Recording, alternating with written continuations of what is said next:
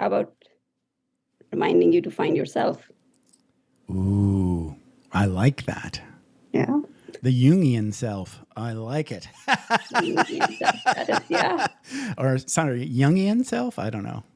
Yeah, Jungian. Jungian. I think Jungian, I've heard most people say Jungian. Yeah, Young, whatever. Yes, it's perfect. Okay. So whenever you're ready, go ahead and do that. All right. This is Amber Tariq from ambertariq.com, and you're listening to Vroom Vroom Veer with Jeff Smith, reminding you to find yourself. And not bigger shoes. That was perfect. Okay, I'm going to hit stop. I'll be right back. Okay. Are you ready to thoughtfully steer away from your revved up, frenzied, and far too often scripted life? Then welcome to Vroom Vroom Veer with Jeff Smith, where he guides you down the road differently traveled by sharing unique experiences with guests who have managed to shift away from a life stuck on cruise control and veered their way into a more authentic and fulfilling one in all sorts of interesting and kind of remarkable ways. Get ready to Vroom Vroom Veer with your differently traveled road chauffeur, Jeff Smith.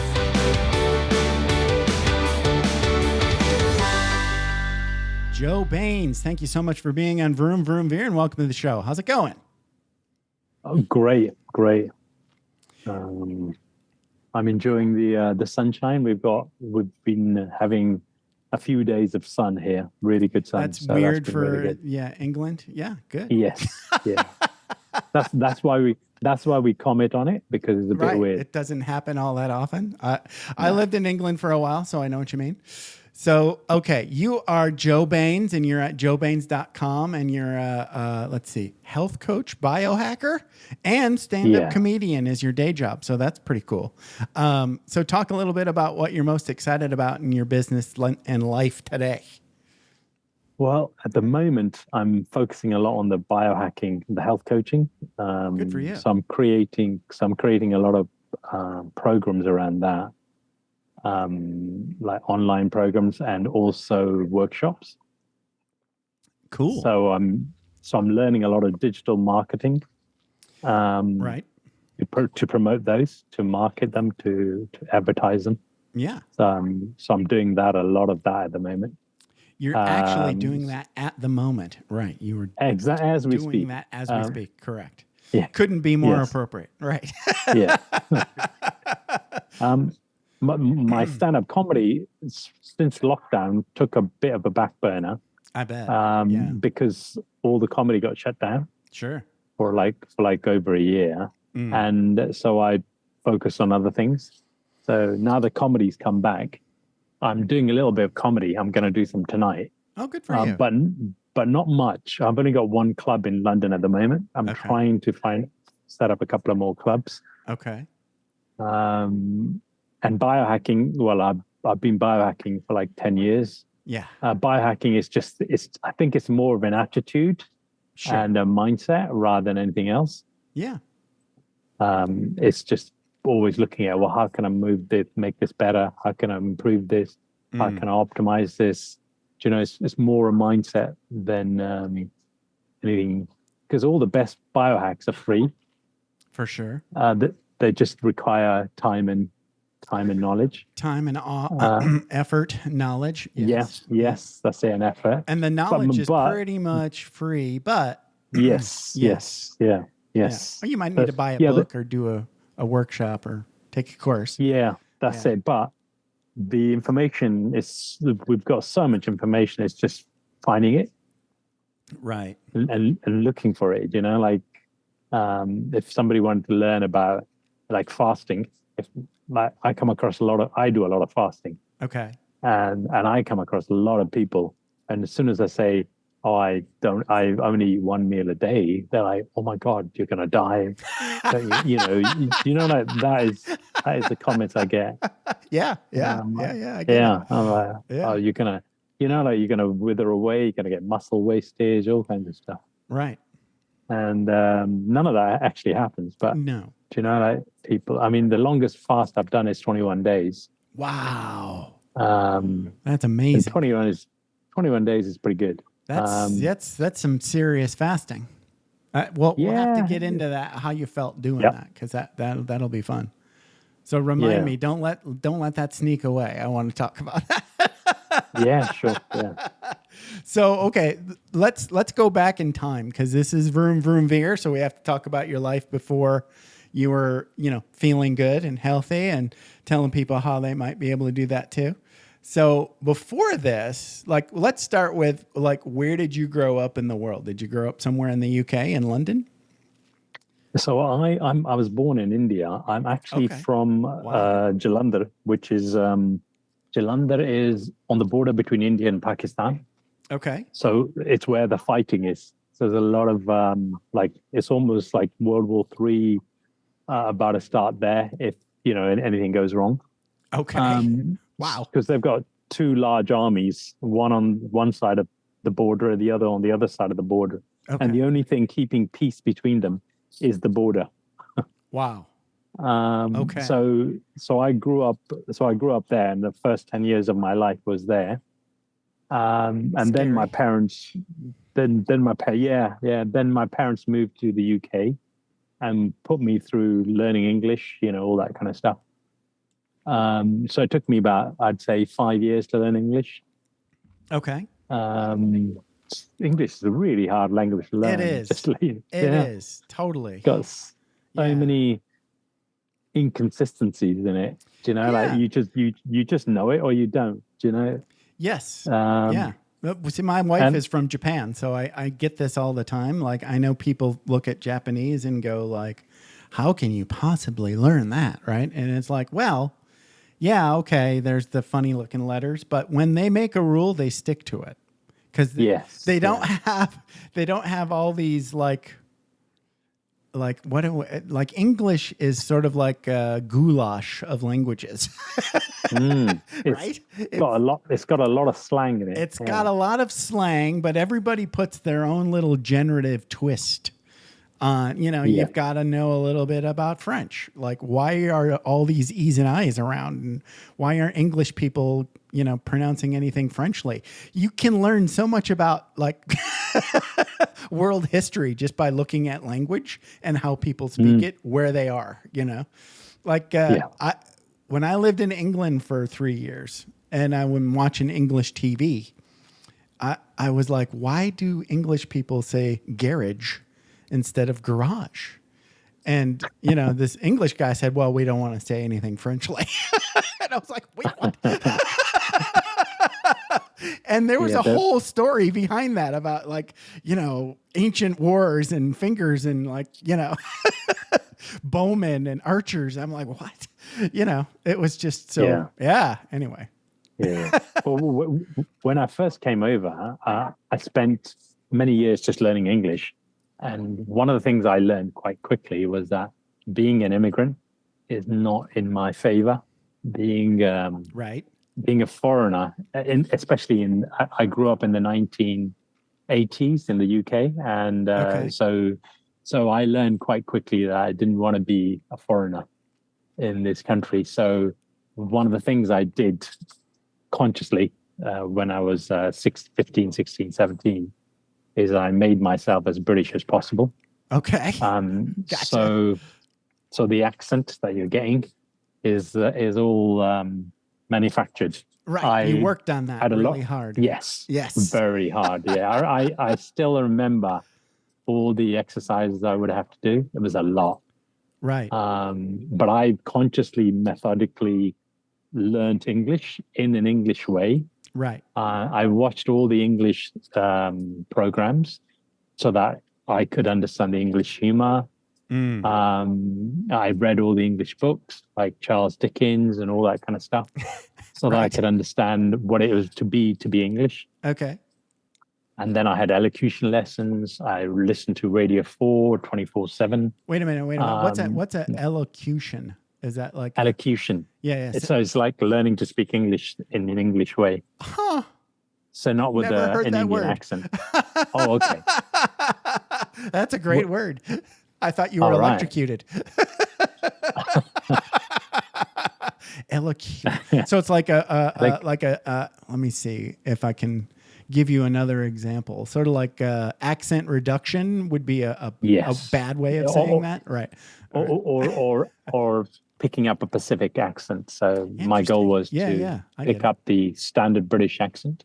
Okay. And in those days, especially in the 80s and 90s, one of the things they did have was that on the BBC4, they all just use standard English. Right. So if you wanted to learn standard English, you would just have the Radio 4 in the background all the time. Okay. So I used to have Radio 4 playing in the background all the time. Do you know, like literally 24/7. So that way it's modeling unconsciously almost. Yes. That's so how even I say that. You're immersing your subconscious brain into no, don't say it like that. Say it like that. I get it. I used to listen to it while sleeping as well. You know, like the radio would be on in my room 24/7. Okay. It'd just be on all the time. So that in the background I was always hearing English, and I would seek out consciously English friends who spoke proper English. Right. So all my friends when I was younger were all spoke English perfectly.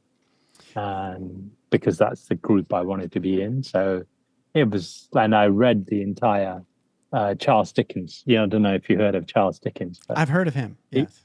He wrote a lot of books. And so I read all of these books loudly and slowly and, all that kind of stuff. Gotcha.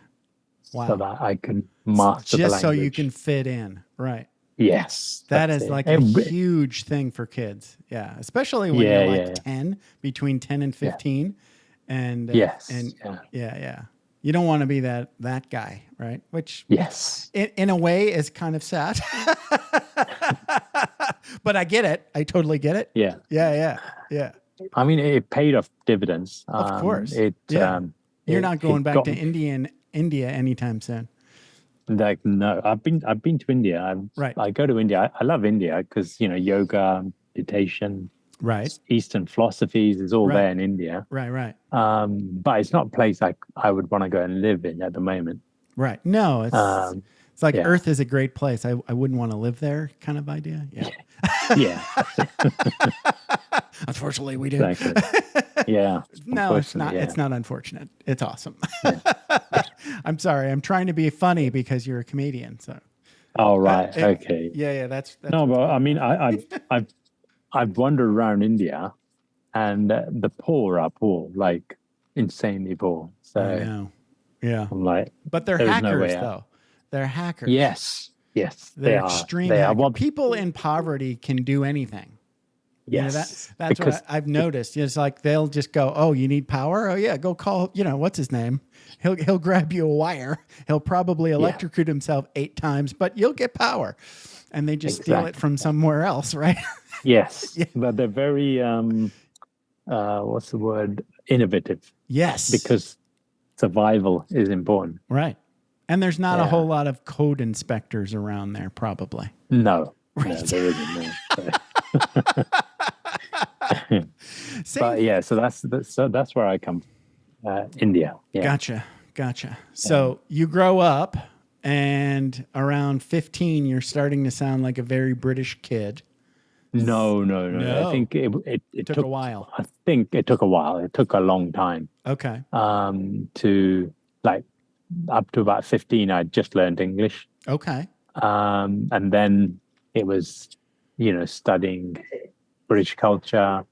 So even through university, I was still doing that. So probably my English hadn't fully developed to an English accent until at least I was 25, I'd say. Wow. It took a while. It took a lot of training. I remember it. I used to read slowly, loud, and pronouncing every syllable. Right. As I'm reading Charles Dickens' book. Yeah. And because I'm reading every word slowly and, exaggerating everything, my mouth would get so tired that the saliva would start dripping on the side of my mouth. Yeah. Because my lips would get so tired that they couldn't hold the saliva in. Wow. yeah, that's what happened. So You went to some lengths. yeah, well, It's important. Yes. yeah, it was. Yeah. It was very important. So I had to do it. It was, Right. and I was prepared to do whatever it took. I didn't want to, you can't like be half Indian or half English, do you know? I get it. Because I remember when I came out of uni, I couldn't get a job. Really? And Wow. so what I did was I changed my CV, and by this time I'd also changed my accent. Right. And so I removed all references to being brown or being an immigrant in my CV. Okay. And I changed my name to Joe Bains. Okay. I'm telling you, the difference it made was huge. Yeah.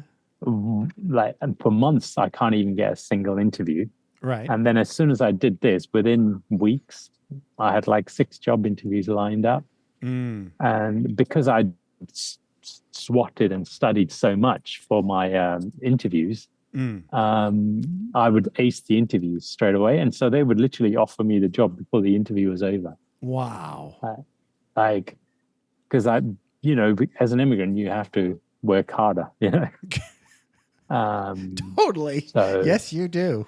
Wow. Yeah. So when you do get the opportunity, you can really flourish, So when I got into the marketplace with my British accent and my English ways and my English name, the world was my oyster.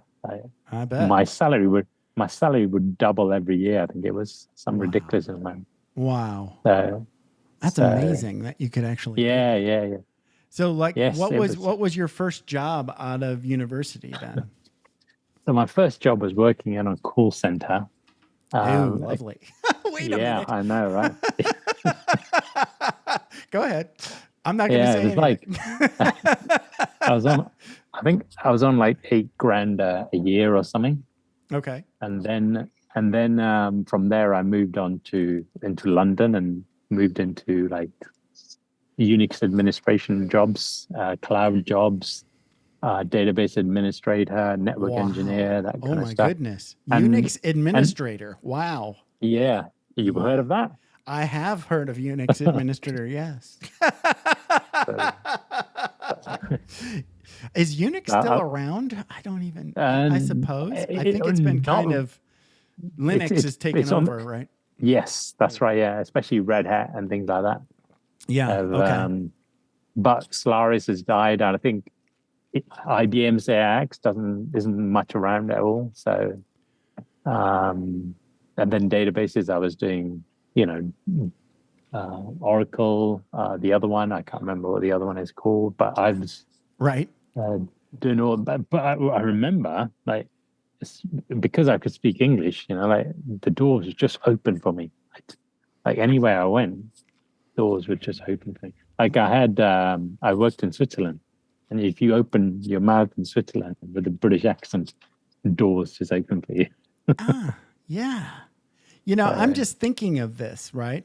Because have you ever heard of this game, Dungeons and Dragons? I have, yes. Yeah. Have you ever played? No. Okay.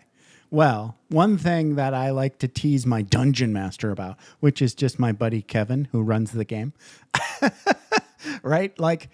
I think dungeon masters worldwide, when they want to do an in-game accent, they just do British. Some version. All right. Right? Okay. So there must be something about that just people like. And you telling this story about if you go here and you have a British accent, it's like the world opens. I'm like, there's something going on here. Yeah, but it was the same thing in America as well. Right. I was, we've got it too. I was in New York for a couple of months, and when I was doing stand-up comedy there as well, and the audience, they didn't care if I was funny or not. They just wanted to hear me talk. Yeah.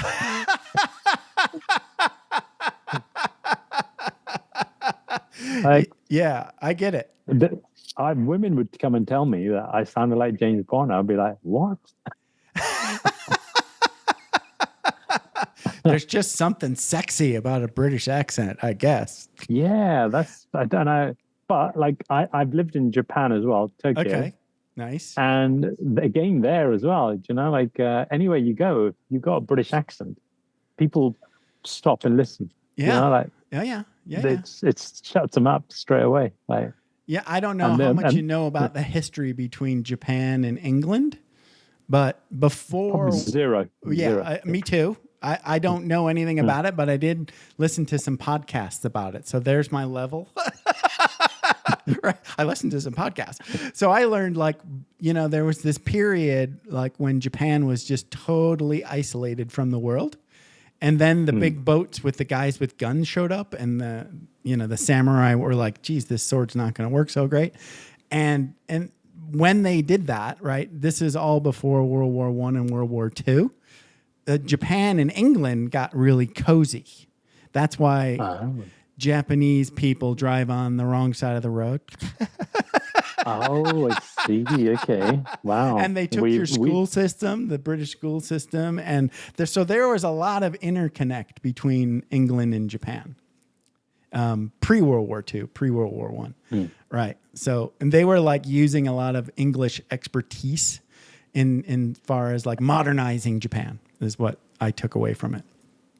Okay. Yeah. Because I think must be after Second World War, the Americans must have gone into Japan in a big way. Yes.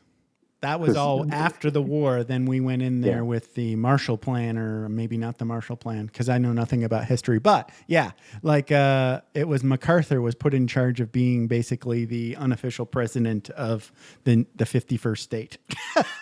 Okay.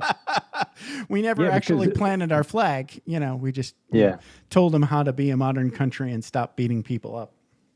Yeah. Yeah. I mean, which America needs to learn as well at some point. But we've kind of lost our way, haven't we? Country? What's a country? The only country that exists There's is just America. us. It's all us. Yes. It's all us. You just don't know it yet. Yeah, that's right. Yeah. Whenever I kind of hear the music of Darth Vader when I talk like this every once in a while. It feels very imperial. Yeah.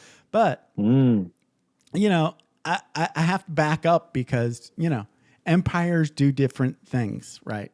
Like when America takes you over, we, build up your economy and then we leave. At least in World War II. Yes.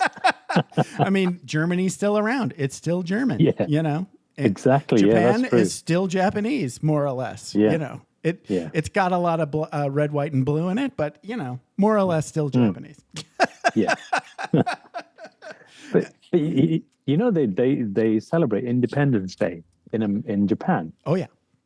I actually thought Independence Day was a Japanese holiday. Because they celebrate it like it's their own. Yeah. Oh, they put on all the so it's cool because I've been married to my wife for 30 years, going on 31, I guess. Yeah, and they have all the holidays there, right? All the American holidays are there. And they're not bothered by any of the, like in the States, right? And when they talk about Christmas, like people that are Christian get them mad about like, wait a minute, we're supposed to be celebrating this church holiday and you're making it all about Santa Claus and toys and buying stuff, right? Well, in Japan, they don't have God, right? So not like the Christian God. So they don't know what, to them, it's all just, turkeys holiday. And KFC and presents. They don't have that, religious baggage, so to speak. So they have Thanksgiving. They don't know what it's about. It's just the day they eat turkey, Yeah. But they have also a very different view of what God is. Totally different view. Totally. Yeah. Totally completely. different view. Yeah. Yes. And I've been interacting with Japanese for 30 plus years. I'm only now just starting to program my subconscious brain to somewhat crack the surface of the Japanese psychology. Yeah. And their spiritualism is completely different too. Yeah. Yeah. Yes. Yeah. Well, it's got a lot of similarities with India. Yes, for sure. Buddhism Yep. has a lot of similarities with India because Yep. there was a lot of travel between the countries in the old days. Right. Right. So Indian monks would end up in Japan and all kinds of stuff, and teach there and things like that. Oh yeah. So I've been studying Eastern philosophies a lot, Tantra yoga, Eastern philosophies, It's great. Sanskrit, Yeah. and it's taken me a while, but I have an Eastern concept of what God is now, rather than a Western concept. Okay. I like which is very different. Totally different. Yes. Yeah. Yeah. Yeah. Because in the Western, God is a man or a woman or a person, Right. who has similar characteristics to a human being. Right. But in Eastern philosophy, God is existence, Right. and existence is God. There's no separation. Right. Right. Right. Between the two. So Yeah. you can't talk about God in terms of It's somebody not like up a big there. bearded guy in the sky. Yeah. Right. It's different. It's everywhere. It's you. Yeah. Yeah. Yeah. It's the phone we're talking on. Right. It's my laptop. It's Right. it's my water bottle. It's the air I breathe. Everything. Yeah. And they explain it with the word oneness. I like that. So oneness means there is only one. Right. But without putting anything at the end of that, there is only one. Just that's it. Yeah. And that means there is only one existence, and that one existence is God. It's yourself. It's the universe. It's everything. Yeah. It's your enemy. It's that guy that beat you up. Yes. It's that girlfriend that pissed you off. Yes. Yes. Or the ex-wife that never went to your comedy show. Exactly. Yes, that's it. It's true. Yeah. So basically the universe is just itself experiencing itself. Itself. That's it. Yes. Yes. And you are just a mirror in that universe. Of that. Correct. Yes. That's it. Yeah. It took a long time to get my head around that. It is. I was reading, I did a lot of reading when I went through my spiritual stuff. And I think it was an Eckhart Tolle book. The Power of Now. Power of Now or A New Earth, one of those. Yeah. He said something like, how can there be two of me? Right? Like, I'm so mad at myself. I hate myself, right? Who is this self you're hating? And who's doing the hating? That was this whole idea of this, how can I be more than one thing? Or how can I be who's doing the hating, right? What are you hating? It was very self-referential, right? If you know what I'm talking about. And, yes. Yeah. And he was saying, okay, but what you really are, not who you are, but what you are is just consciousness without memory or even physical matter, right? Just consciousness, right?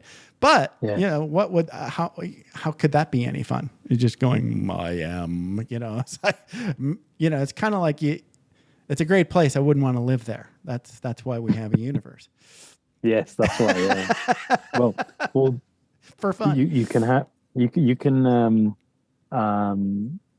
with consciousness. I don't know if you've ever done psychedelics. No. Never done, you haven't? Never done psychedelics. God. The closest thing I've come to psychedelics is cannabis, which has psychedelic properties. But I've never done a proper psychedelic. Oh my God! I have watched The Wire, and I have watched another really good TV show. I can't remember what it was. Oh, Deadwood. So psychedelics are still on my bucket list. Okay. Well, I'm Mr. Psychedelic, just to let you know.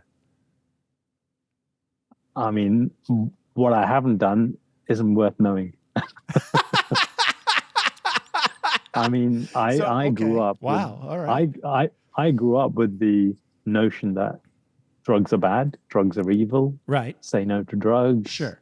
The whole thing. So for most of my life, I was like, no, keep that away from me. Drugs are bad. Drugs are evil. Drugs. Right. There's a reason Unless, they're of course, legal. they're government approved, like caffeine, sugar, and Yes, tobacco. of course. Yeah. Those are okay. Yeah, or morphine, or any of those good Heroin, or any of the good stuff. Heroin, yeah. Oxycontin, yes. Yeah. But like, so for most of my life, I was like, say no to drugs. Like even cannabis, I wouldn't go near any of them because they're evil. They're bad. They mess you up, all that kind of stuff. Right. And then when I had my accident, where I ended up in hospital, they were pumping me full of diazepam, morphine, everything. Sure, of course. And that stuff is lethal. So when I got discharged back home, I still need to take loads of drugs. Wow. And so somebody managed to get hold of cannabis for me. Thank God. And yeah. Otherwise, I probably wouldn't be here now. Really? And the weed saved my life. Cannabis, there's a tagline. Well, what the cannabis allowed me to do was to get off the pharmaceutical drugs. Yeah, I get it. Because the pharmaceutical drugs like morphine, diazepam, all of these, their side effects are massive, and they have massive addictive properties as well. Habit forming, right? Yeah, habit forming. And so as soon as I was very lucky. Like when they discharged me, the nurse that discharged me from the hospital, she was quite awake, and she gave me this big bag of drugs to take with me, and she said, "Look, we've been giving you these here, and these drugs, they will kill you. So as soon as you get home, your job is to get off them as fast as possible. Wow. I don't care how you do got it, lucky. but yeah. Wow. So she literally shouted at me, as she was wheeling me out of the hospital. She literally almost shouted at me, saying, "Look, when you get home, get off these. All right, otherwise you're gonna die." And literally, she was like angry. And I was like, is this a doctor or a nurse? It was a nurse. It was a nurse. That makes more sense. Okay, but good for the UK medical system. That's good. Yeah, it's a bit messed up. I've been in the hospital in and out many times, and but I was very lucky in that one instance where the nurse was awake. Yeah. And so as soon as I got home, I was like, okay, well, what do I replace it with? And I was lucky. I have some black friends. Okay. And they went, well, cannabis, obviously. That's the medicine. That's the medicine. Yeah. So for months, I was taking cannabis twice a day. I got it in it was like a liquid tar. So I would put like a pin drop under my tongue. Wow. And I would literally within 20 minutes of putting it on my tongue, it would take away all my pain. Right. And which was amazing because I was in a lot of pain. And and it would put me to sleep as well. Wow. So I'd feel extremely sleepy. And so for months I was taking it twice a day. Wow. So that's a good recovery medicine. Oh yeah. Like because your body doesn't recover unless you're sleeping. Right. And you can't sleep if you're in pain. Right. I don't know if you've tried it, but if you're in a lot of pain, you can't sleep. It doesn't work. Right. Yeah, it doesn't work, right? Yeah. Yes. So it would literally, I would take it. Within 20 minutes, I'd be asleep. Oh, that's the sleepy weed. So you were on Indica. Yeah. So that indica. Wow. He knows. Yeah. I've been avoiding indica because I'm doing my weed during the day. So but I'm all up in the sativa and the hybrids, but I haven't tried my first indica yet. Because I find that if I do sativa close to bedtime, I sleep really well, right? Yes. But I'm not going to fall asleep trying to do something else, if that makes sense. It doesn't. Yes. It's not like an immediate. You're sleeping now. Night. Where that's the kind of vibe that I get off of indica. Yeah. It just makes you very drowsy. Right. And puts you to bed. So if you lay down and close your eyes, you will be out quickly. Yes, that's right. I also take sativa, and I also noticed the same thing. If I take it at night, I get a really good sleep. Yeah. And I feel wide awake the next day, next morning. Right. It's perfect. I'm at the moment, I take sativa, high THC cannabis. Okay. So I've got it in. what percentage is high for you? The dealer I got it from, he's saying that they're about 20% THC. 20%. Okay. Yeah. I'm at that level already. I didn't know that was high. Damn it. That is high, yeah. Okay. Yeah, I think the last thing I bought was somewhere around 24 or 25. Wow, that's good. Yeah. So that's pretty high. I didn't know that. Yes. Okay. Yeah. They might have higher. I'm going to have to check, but Yeah, there are, because they've been doing a lot Really? of crossbreeding. Yeah. Okay. So they've got it up to like 40%, 50%. wow. So that's Snoop Dogg level over there. Okay. Yeah, that's right. Yeah. But naturally, natural cannabis is about 20%. Okay. Yeah. So yeah. that's maybe I don't need to go much higher then. Thanks for that. Yeah. Unless you're Snoop Dogg. Yes.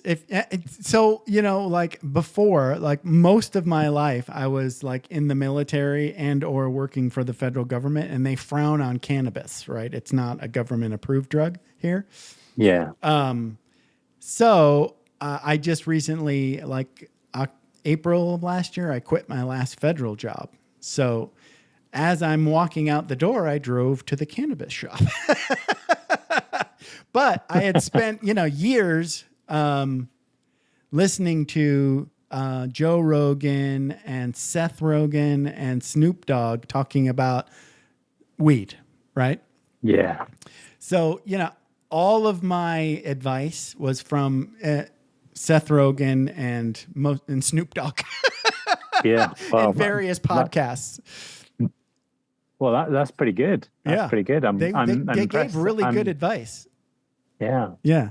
I'm impressed. You found cannabis is really good. It is. It's awesome. Yeah. Have you ever done mushrooms? Not yet, but if I was gonna do awesome. if I was gonna do a psychedelic, I would probably do the mushroom. Because I don't want to do anything that like involves lots of like vomiting and diarrhea. So ayahuasca is right out. I don't need that. But you can do DMT instead, though. Okay. And as long as I have a sitter, I'm open to anything. and you can get ayahuasca now in more purified form as like a liquid. Okay. And that one doesn't have the throwing up capability. Yeah. Okay. Gotcha.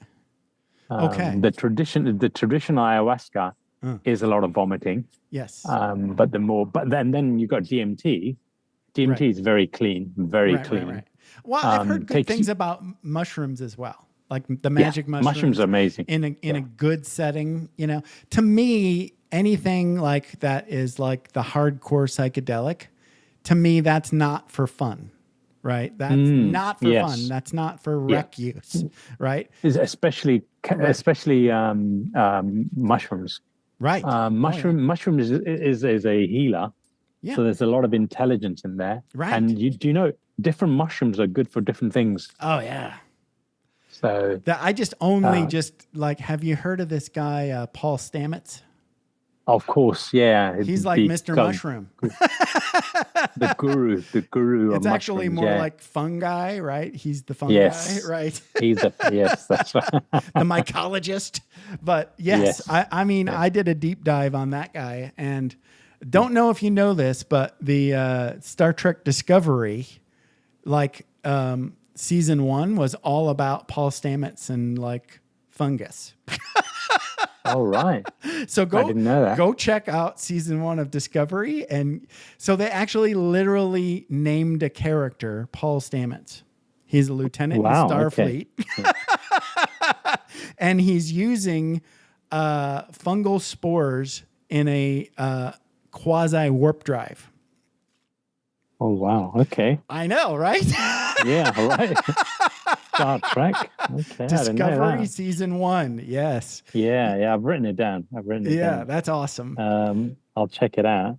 And have you ever done acid, LSD? No.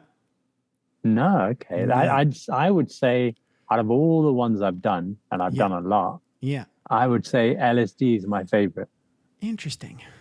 So, was this for fun or was this for medicine purposes? So I'd say 90% of my use of psychedelics is for therapeutic purposes. Right. That's what good.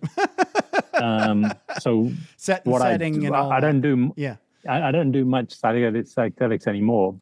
But when I did in my heyday, I would do a lot of psychedelics, and I would spend like a couple of days preparing each trip. Okay. And the best way I found to prepare for a trip, doesn't matter what trip it was to fast.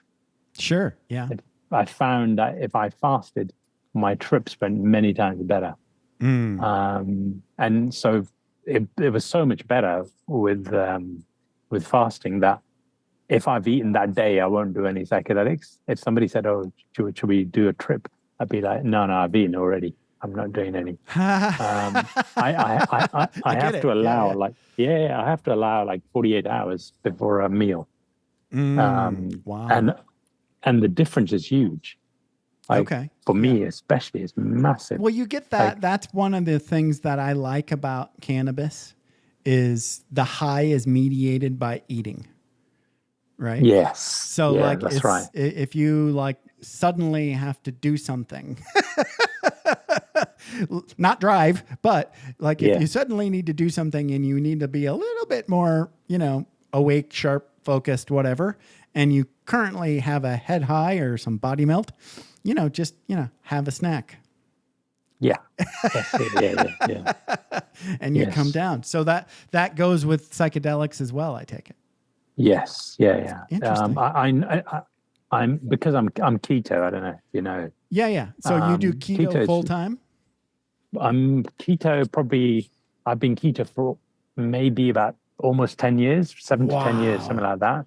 Like keto all the time, no carbs. I'm keto probably about 90% of the time. All right. I get it. But 10% of the time, I think I come out of keto. Like a holiday meal or something that you really just you have to have the chips. No. I've removed all junk food from my diet, so I don't eat any kind of fast food or junk food or no more fish and chips. No fish and chips. Yeah, I grew up on fish and chips. That was the hardest one to give up. Yeah, it's good stuff. And I grew up on pizza. And that was extremely hard to give up. And I grew up eating bread, and I mean, Indian food, it contains a lot of carbs, chapatis and all that kind of stuff. Delicious. Giving that up.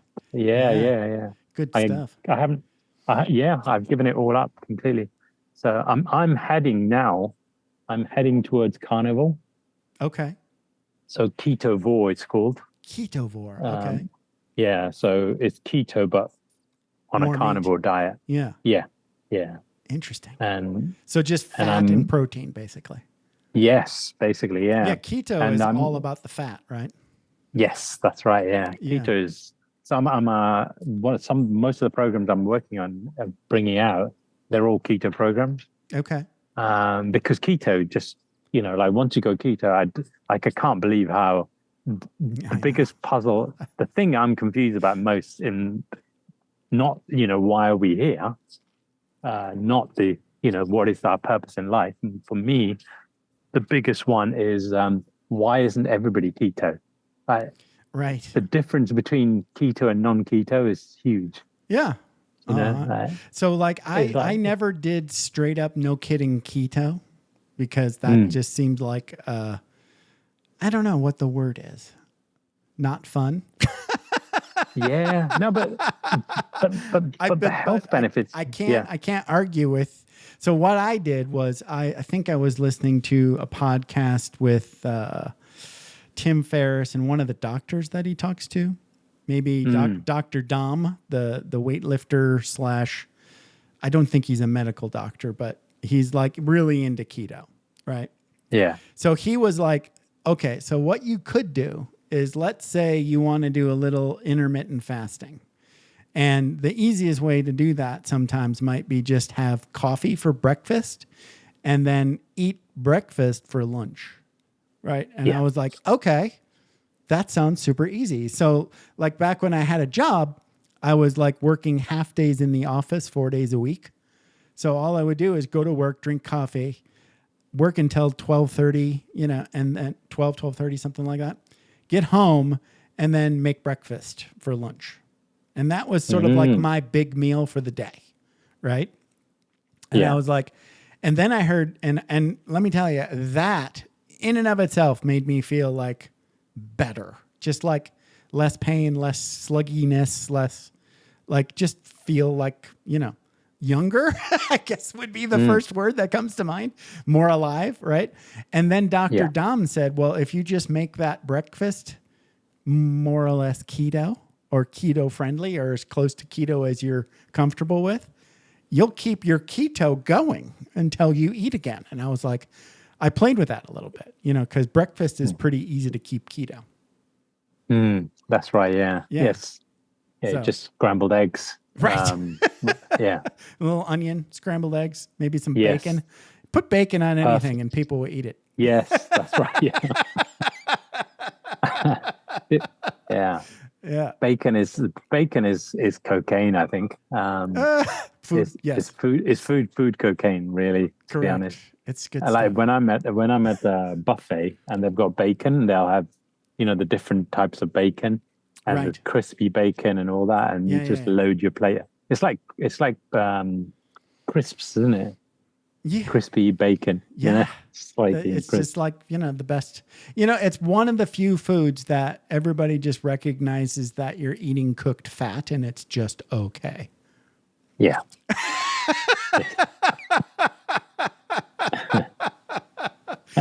But let's diverge here for a second. Have you ever had a bacon and cheese baguette in a pub? Would have been a million years ago. Okay. It would, yes. Yeah, because last now 10 years you're doing keto, right? Yeah. So like now I would, if I am, usually it's Weatherspoons, I just ask for the scrambled eggs. Okay. Get them to put some sausages on it or some bacon, but that's it. Okay. And keep Super simple. Yeah. I think food is super simple. I think it's made complicated because we need to sell. Like if something's complicated, then you'll go, oh, it's too complicated. I need to buy a recipe book, or I need to buy. But for me, I cook 99% of the food I eat. I cook myself. Good for you. And for me, cooking, like making a meal, is like the easiest thing in the world. Like I don't even think about it. Yeah. But a lot of people have no idea how to cook. Right. That's true. It puzzles the hell out of me. Like I have a friend of mine, and it's a pleasure too. It really is. Yeah, that's right. Yeah, like my girlfriend, she doesn't know how to cook. Right. But it's like I cook most of the time, and there was one time I went to an event and everybody was bringing, like, we were having food together, like a picnic, and everybody was bringing a dish, and I forgot to bring my dish, and she was coming later, so I said, oh, can you just cook like a dozen eggs, scramble a dozen eggs and bring it with you? She's like, yeah, sure. So she turns up with this miso soup. But it was basically scrambled eggs, but she hadn't cooked them. And I was like, what is this? And she goes, that's your scrambled eggs. And I'm like, but it's not supposed to look like soup. And she goes, but I cooked it. I cooked it for half an hour on the heat. And I was like, did you even turn it on? And she goes, yeah, it was all on, but she hadn't turned the heat far enough up. Wow. And so when we got home, I wasn't going to serve it to anybody. So we took it back home. And then and she was like, no, it doesn't go hard. I left it on the pan for like half an hour. I put it on the pan, turned the heat up, and it went hard straight away. Huh. Wow. She really didn't know what she was doing. Yeah. She literally, like, I was gobsmacked. Like, I can't even imagine what she didn't do right. Because she watches me cook, right? And and I like to cook on low heat. Okay. So 99% of the time I cook, the heat is always low, All right. right? Because Gotcha. I don't mind the food taking, 5 minutes longer while, to cook or right. whatever. It doesn't matter, right? Right. And so she just assumed that I must always cook on low heat. But except for eggs, that much egg. I mean, a dozen eggs scrambled. Yes. That's going to take a little Yes. heat. Yeah. Yes, exactly. And she a lot didn't of put the heat on. stirring. Yeah. Yes, that's right. Yeah. So, Wow. have you ever done ice baths? I'm going to say no. I've never done an ice bath. So the closest thing I've done is, have you ever gone to like a Japanese onsen or Japanese Yes. like hot bath? Yeah. So I've Yes, done I the have, yeah. cold plunge plenty. Yeah. But I've never gone Tim Ferriss and bought 6 bags of ice cubes and gotten into my bath. I've never done that. I a couple of years ago, I bought an ice machine, like an ice bath thing for the garden. Wow. Okay. And I bought it. Luckily, I bought it over garden. winter. So it's an outdoor ice bath. Yes. Okay. All right. So we had it in we have a pond. Wow. And initially I was trying to use the pond, but that didn't work. It's going to get dirty. Yeah. There's It got dirty. Yeah. Right. And so then I bought an outdoor one, and Wow. it's amazing. Like it's way better than cold showers. Way better than cold showers. All professional athletes ice bath immediately after pummeling their bodies with large sweaty men. No, it's the effects are insane. It's like keto. It's like keto. I would say really an ice bath is like like doing keto. Wow. So now I kind of want to do that now. Oh well. So where I started was, have you heard of Wim Hof? I have heard of Wim Hof. Yeah. So I do Wim Hof breathwork. Okay. I've been doing it for, I don't know, maybe 5, 6, 7 years. Right. And when I first started doing it, I used to do it 2 or 3 times a day. Okay.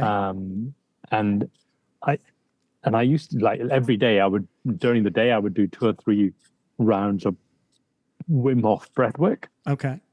And I noticed when I first started doing it, like the effects didn't kick in for a couple of weeks after I'd been doing it. And because I didn't know how to breathe properly, I wasn't doing the breathwork properly. Right. And I noticed after about a week, my breathing got much better. And so the effects from the Wim Hof got better, deeper. And then, but I was doing it like every day, 2 or 3 times a day, every day, like a religion, Yeah. And I noticed every couple of months, my abilities would go up. Wow. Do you know, I could go further, I could go deeper. Sure. My breathing would get better. And I did it for years. And even after years, every couple of months, I would notice that my breath work was deeper, my breath work was better. I could go deeper. Do you know, it was like there was no limit to how much better it could get. Wow. It would just keep improving. And it's the same I found with yoga. So let me just ask a quick question. Is Wim Hof always include something like a cold bath or an ice bath too? Or is it sometimes breathing only? The Wim Hof is just the breathing only. And then and then you can add the cold if you want to. If you want to, yeah. So I think it wasn't last winter, but the winter before, I did probably about 100 ice baths. Okay. And so I would do like 2 or I used to do. I would do 2 or 3 ice baths every morning. Okay. Wow. And because in winter in the UK it gets quite cold. It does. And so sometimes I'd also come out dark and wet. Yes. and the best time to do an ice bath was like 5 a.m. Okay. So I would get up at 4 a.m. Then I would do some breath work, Wim Hof, and then get my ass outside, which would be freezing. Yes. break the ice on the Oh my. on the pool, and then sit inside that. How But long did you sit in there? So I started. I bought a thermometer as well, and I noticed a big, if it was like 10 degrees or 12 degrees or plus, then it wasn't that hard. But when it really got hard was when it got to like 6 degrees. Okay. Wow. If the water is 6 degrees, that's cold. Just to let you know, that is really cold. And I would also put my head. Cold. Yeah, that's funny. No, but like what I mean is like I get it. There's a big difference between 10 and 6. Yes. Yes. That's right. Like a huge difference. Right. You know, and what I noticed was what I would do when I got into the ice bath is I would duck my head underwater as well. And what I noticed was to keep my mind busy. If I kept my mind doing things, then I could stay in the ice bath longer. Right. So I would do like chanting and mantras and incantations and counting, like all kinds of stuff in my head while I'm sitting there, to keep my mind busy. Makes sense. And as long as I kept my mind busy, I'd be distracted from the cold. And what I did notice, I don't know why this exists, but when I went above 20 minutes, it was a game changer. Really? When you go, like below 20 minutes ice bath, it's just an ice bath. But when you went above 20 minutes, it took on a whole new meaning. Wow. Like when I did go above 20 minutes, my body and my mind would meditate for the whole day. Like I am now, like the master meditator for the whole day. And if you, I think I've been close to that. Yeah. All right. Yeah. And if your wife gave you hassle, it didn't affect you. No. So like I got a similar kind of like brain body melt when you do like the hot cold thing in Japan. Yes. Yeah. When you go from like the super, super hot bath and then maybe you jump in and take a little shower and get some sweat off of you and then go sit in the sauna for like as long as you can and then go get in that cold pool. Oh my goodness. Yeah. And just take it as long as you can take it and then do another round, right? Yes, that's right. Well, yeah. Have you done what is it called, a Russian sauna? No. Russian spa. No. It's a Russian spa. They use leaves. Okay. In the sauna. So what they do is there's a guy there. Yeah. And he fans you with these leaves. Okay. Yeah, that's right. Yeah. And what that does, it generates a lot of heat. Yeah. It generates a lot of heat. An insane. You feel like your body is about to explode. Explode or combust. I did something like that in a sweat lodge where they have that the super hot rocks and you're all just sweating and I think we were saying things, but you get kind of dizzy. But yes, that kind of reminds me of the sweat lodge experience. That's all about the heat and just I remember thinking that my skin was going to burn. It wasn't. Yeah. Well, it's in your head. It's kind of like that Paul Atreides thing. It's like, oh, my hand is for sure burning in this box. But it wasn't. But you're in America, so therefore the Native Americans do sweat lodges there. Right, exactly. And there's a specific one type of Native American. I don't know which tribe it is now, but they do sweat lodges, and they're legally allowed to do this because it's part of their religion. Right. Yes, that's right. Yeah, and they do peyote. Okay, that's part of their. Yeah, I never did peyote.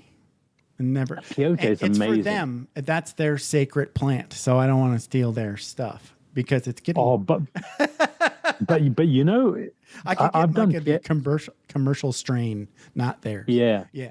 Yeah, I've done peyote. Peyote is very similar to acid, LSD, Okay. but it lasts longer, and the come on takes longer as well. Like with the Okay. acid, it'll come on in about an hour. Mm. With peyote, it takes about 3 hours to kick in, Okay. and it lasts for like 18 hours or something. Wow. Okay. It's just a So you really gotta long have time. like a weekend. Yes, that's right. But You're going on a vision quest. yeah, but it's beautiful. I bet. Absolutely beautiful. It reminded me of LSD. Oh, by the way, I don't know. I do Tantra yoga. Yeah. Have you ever made love on LSD? No. What? So like my there's like this Go on. Tantra massage thing that I did, which Yeah. was really cool. So it's like more or less just a massage, but Yeah. they're using, more body parts than might be your ordinary kind of massage, right? Yeah. And you are breathing the whole time. Right. So that it's like, again, it has a name and I forgot what it was, but it's basically breathing as deep as you can, like in and out, but very slowly, not like a slow breath of fire.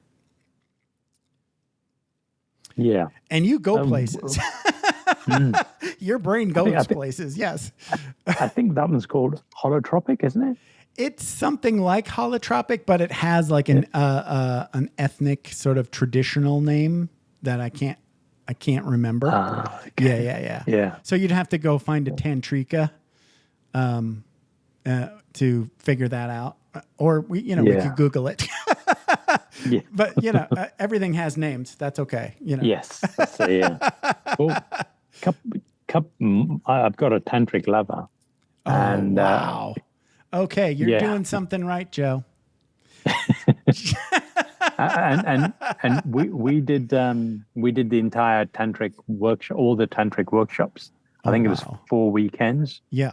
And each one, you goes, and I don't know if you know what Tantra is. Tantra is about taking control seeking of the divine through sex, basically. Yes, that's right. It's about it's taking control of your sexual energies. Yeah. And then being able to control them. Oh, nice. And like I'm a student of Tantra, and I've been a student of Tantra for about 5 years now. Good for you. And my control over my sexual energies is about, I would say, 3 or 4 out of 10. Okay. So you've got plenty of years left on Earth to get to that 10. Yes. You should keep doing it. Yeah. But what I have noticed, because I dabble in psychedelics as well, I've noticed that before I make love to my tantric lover, if I take cannabis or LSD or MDMA or any of those, it doesn't matter.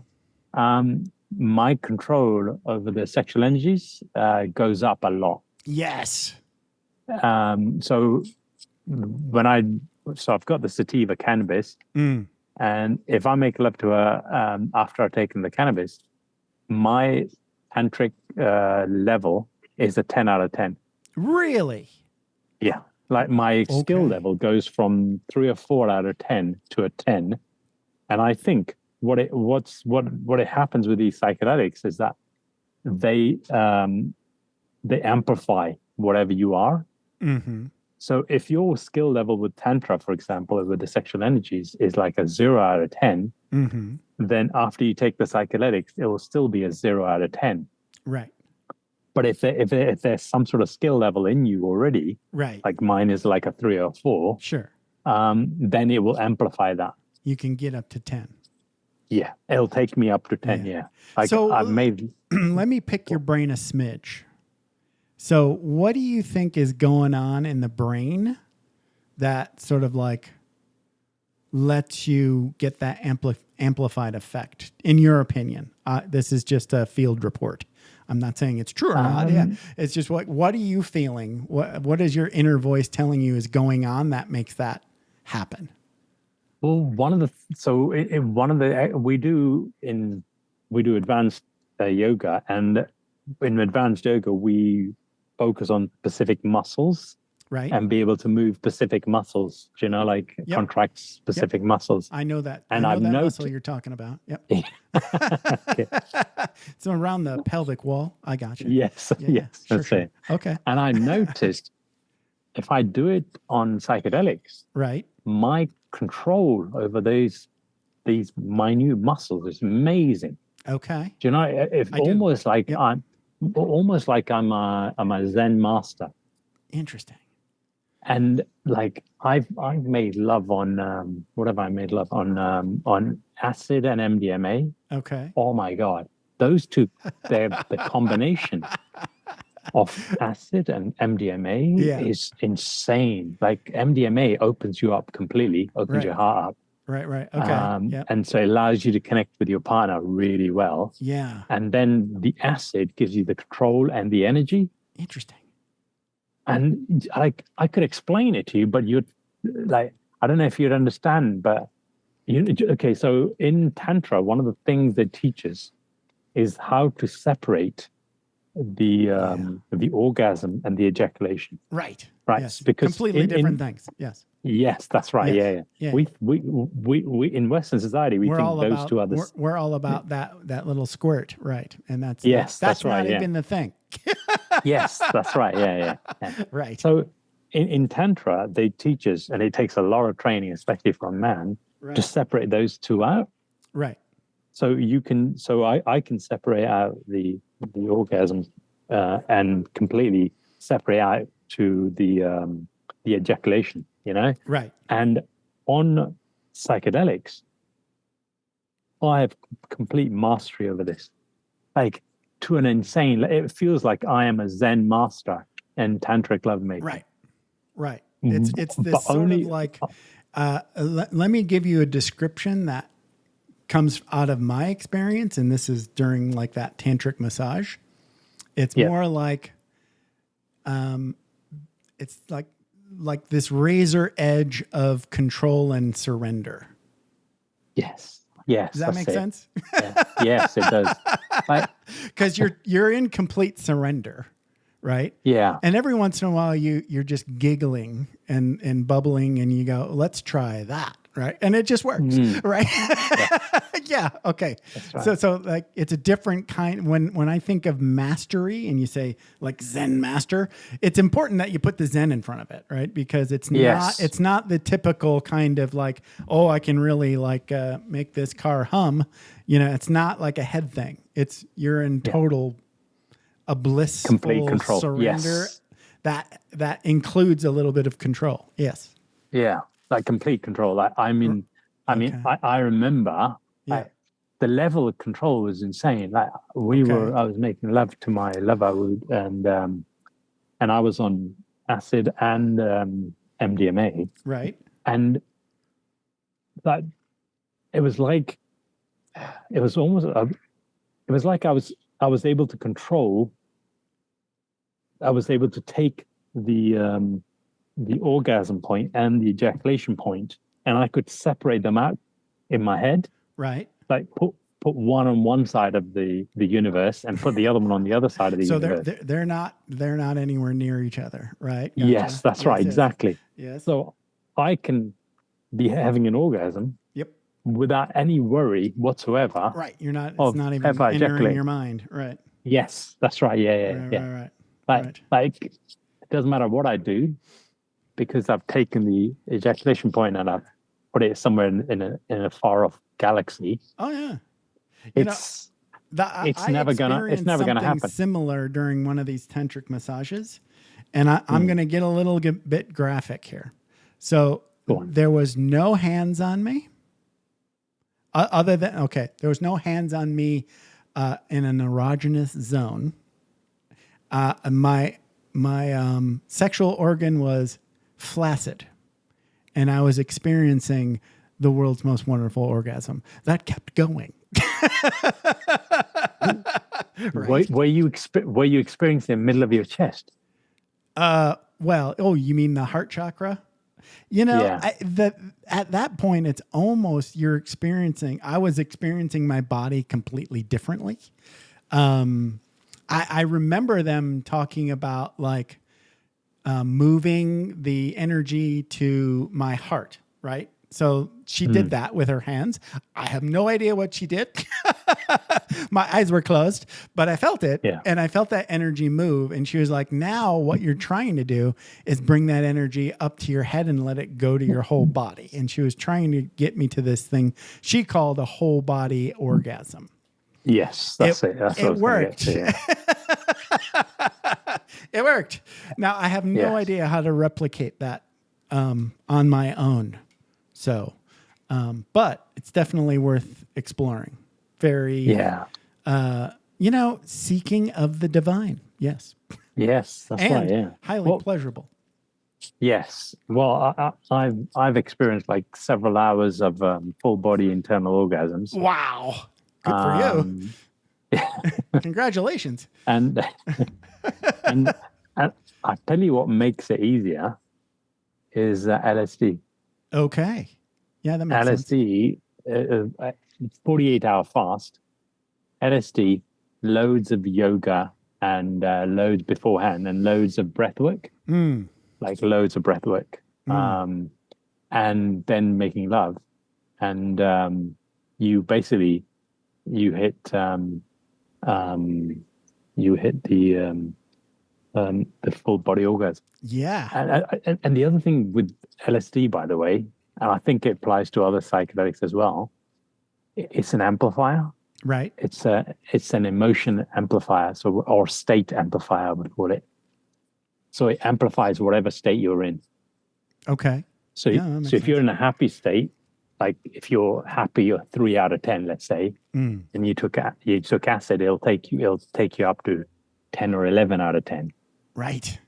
But I succeed. I'm always I'm 95, 99% of the time in a good state. I'm in a good mood. I'm in a good place, right? Right. And so over the years when I've done acid, it's always put me in a really good place. Right. Like always, right? So I just associated taking acid with being in a really great state. Right. And then it's important. Yeah. But I some years ago, I had a massive argument with my girlfriend, and she then left to go to her parents, and left me at home. And I was pissed. Like we'd had a massive argument, like the works, right? Yeah. And so she's now gone. I've been fasting for the last couple of days, and she's gone, and it's me, and I'm pissed. Like I'm really angry. I'm fed up. I'm like proper angry, right? Yeah. And then I'm sitting at home going, acid always makes me feel good. I know. I'll take some acid. And because I was so angry in such a bad place, so I must have been like a -5 or a -7. Yeah. The acid took me to like a -20. I was so depressed. Right. Yeah. And I was like, that's how to have a bad trip. You just wrote the book. Yeah. How to have a bad trip. and I'm sitting there going, why am I feeling so miserable? I've just taken acid, right? Right. And then it sort of takes me a few minutes to figure out, of course, acid is an amplifier, and I was in a really bad state. Right. I should have put myself in a good state before I took it. Yeah. So that's an important one to remember about acid, is that take it when you're in a good state. Safety first. Safety first, yeah. Or safety third. I don't know. Have you done DMT? No. Oh, DMT is beautiful. Okay. It's basically ayahuasca, but without the throwing up. Okay.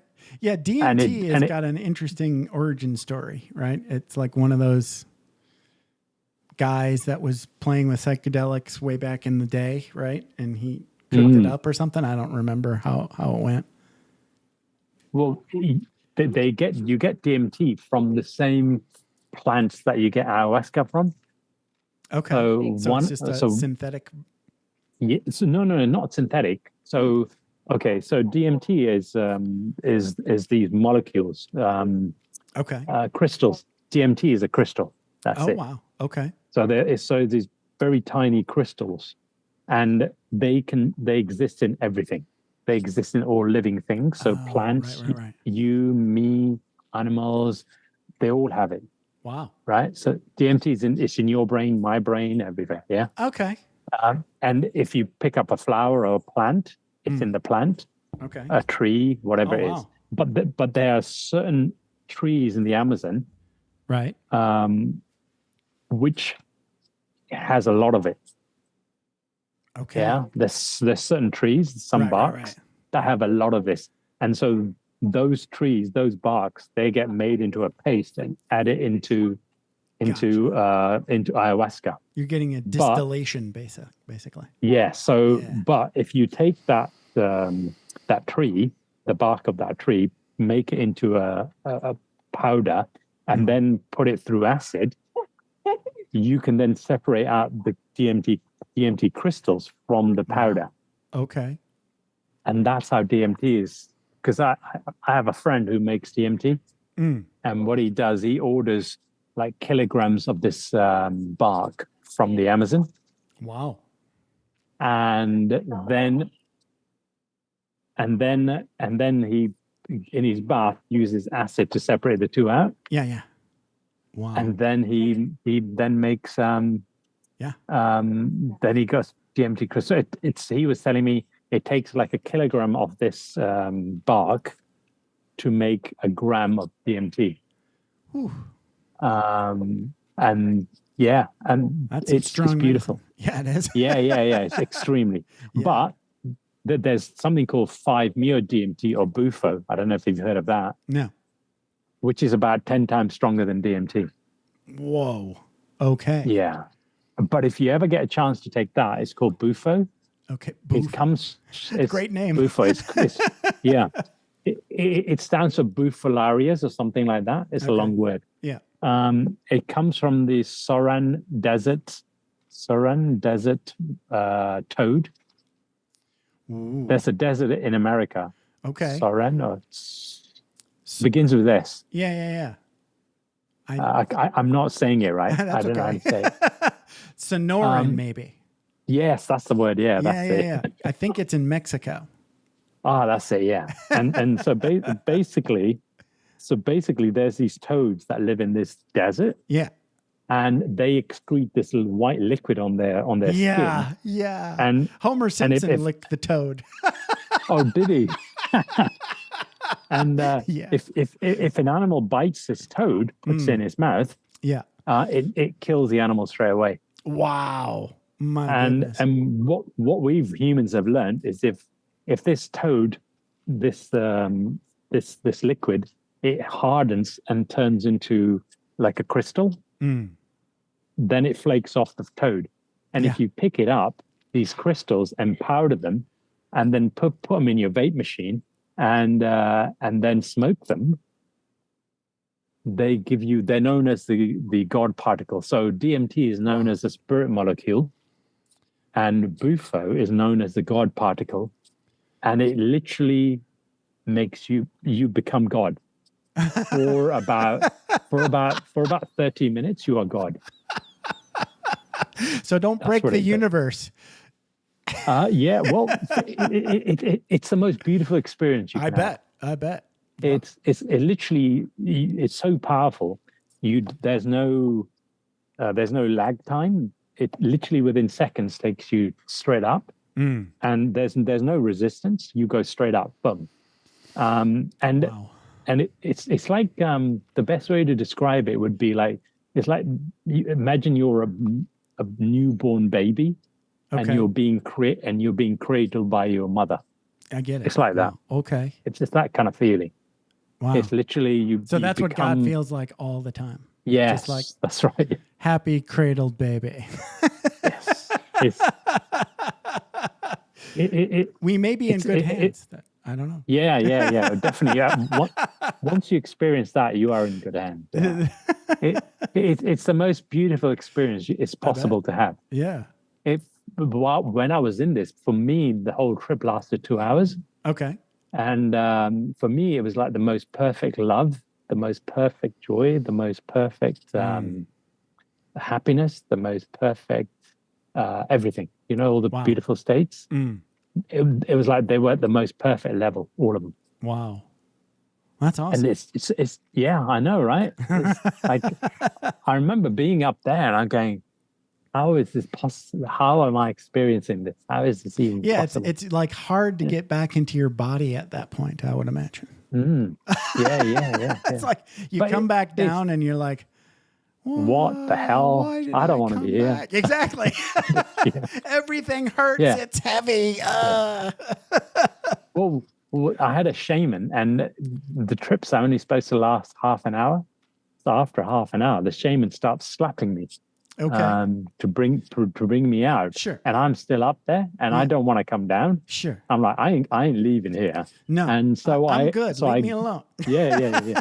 So I ignore his slaps, and then he starts slapping me harder. And so I managed to do a thumbs up, without breaking without me coming down. Sure. And so then he leaves me in there for a while longer. Oh, nice. But it was beautiful. I mean, like it's like, how can I describe it? It's like making love to the most beautiful woman in the world. Right. 50 times. 50 times more powerful than making love to the most beautiful woman in the world. It's that. It's just, Have you ever read the book, the series Dune? Oh, yes, I have. Yes. You know how the Bene Gesserit, I don't know if I'm saying that right, but Paul Atreides' mother, she was she was in an order, and she was like wore robes, and they were very into biohacking, so to speak. Yes. If you read the books, you get a lot of the details, right? Yeah. Because they took that. Yeah, go ahead. They could take, because they were taking that substance. They were mining spice. Yeah. Spice. Yeah. Right. So they were basically they were just taking bufo. 5 year DMT. Maybe. Yeah. But they would talk about these they would use their, all their different prowess. But I remember one of these, I guess, practitioners, right? They would focus on seducing leaders, right? So because they could, just put people, there, what you were just describing. Yeah. It's like making love with the most beautiful, 50 of the most beautiful women, 150 times or whatever, right? It's like, once you go there, that guy likes you. Yes. And, we've gone a little over time, so we should probably start wrapping up. But come back anytime, because this has been a blast. I want to get more Joe Bains, and you should start doing some sort of legal version where I can go and do some of these practices. England is quite draconian when it comes to psychedelics. So they have here too. Very backward. So I'll meet you in South America somewhere. Yeah, that's it. Excellent. So talk a little bit about how people can best get in touch with Joe Bains. So I'm biohacker health coach. You'll find me on YouTube, just Joe Bains on YouTube. Joe Bains on Facebook. Just Joe Bains everywhere. So just type in Joe Bains comedy as well. Okay. Hashtag. On Google, you'll find me. So Joe is spelled the traditional way of J-O-E? Yes, yeah. J-O-E, Bains, B-A-I-N-S. Perfect. Bains is actually an old English name. Okay. It's like Joe Bains is like the most British name you can get. Hey, I'm Jeff Smith, right? So yeah, exactly. Yeah, that's true. Yeah, we hide in plain sight, and you see much that is hidden, Joe. Yeah, that's it. Yeah. So, okay, well, you have a good day, and thanks for hanging out with me. And before you end your day, send me another email and tell me when you want to be on the show again, because I had a blast. Yep. All right, brilliant. I will do. Okay, take care, Joe. All right. Thank you very much for that. All right. Thanks for taking the time to ride along with us on another episode of Vroom Vroom Veer. For podcast info and show notes, be sure to head over to vvveer.com. That's VVER.com. Man, that's fun to say. And we'll catch up with you next time here on Vroom Vroom Veer.